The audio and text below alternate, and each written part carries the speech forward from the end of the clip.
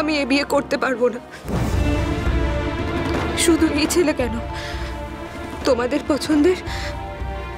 পছন্দের কোনো পাত্রকে আমি বিয়ে করতে পারবো না। মনে মনে যে আমি অন্য কারো বাগদত্তা হয়ে আছি।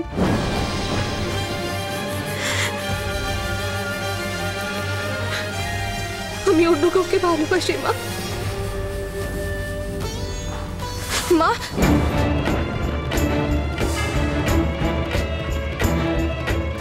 তুই? হ্যাঁ হ্যাঁ, আসলে মা তো আমাকে খেতে ডাকার জন্য আসার নাম নেই। অন্যরাকে ডাকতে পাঠালাম, তিনিও দিয়ে একেবারে ঘরের মধ্যে আঠার মতো সেটে গেল। সেই আমাকে আসতে হলো ধাওয়া দিতে। আমি স্যার কতদিন সামলাবো, আর পারি না। কি ব্যাপার, কি করছিস তোরা? হ্যাঁ রে কাকলি, তুই কাঁদছিলি নাকি? চোখ লাল কেন? কি হয়েছে রে পত্রালি?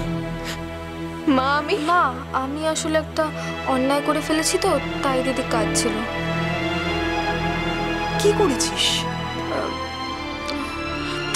আরে বাবা, চুপ করে থাকিস না। কি করেছিস বল?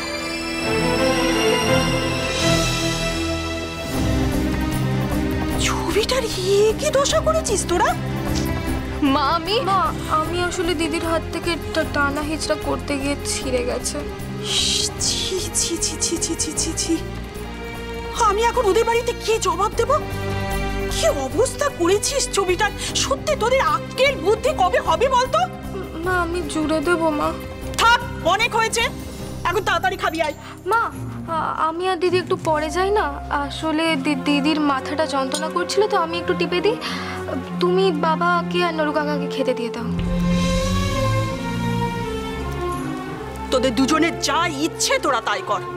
বাবা কাকা কখন থেকে বসে আছে, এই কথাটা তো আগে বললেই হতো। সত্যি তোদের জন্য যে আমাকে কত ঝক্কি পোয়াতে হবে কে জানি।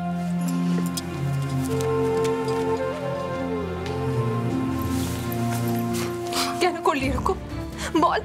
বল, আমাকে কেন সত্যিটা বলতে দিলি না? বল দিদি, এক্ষুনি যদি তুই বাড়িতে সবাইকে সবটা বলে দিস, বাড়িতে হুলুস থুলুস কাণ্ড বেঁধে যাবে দিদি।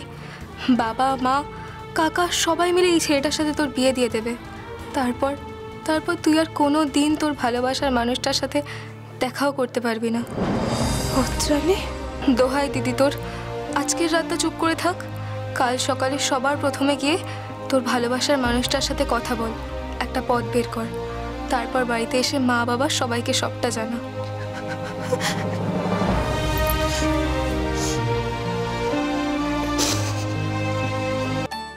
অচিন্ত্যকুমার সেনগুপ্তের প্রথম কদম ফুল, সোম থেকে শনি সন্ধে 7:30টায়, আকাশ 8-এ।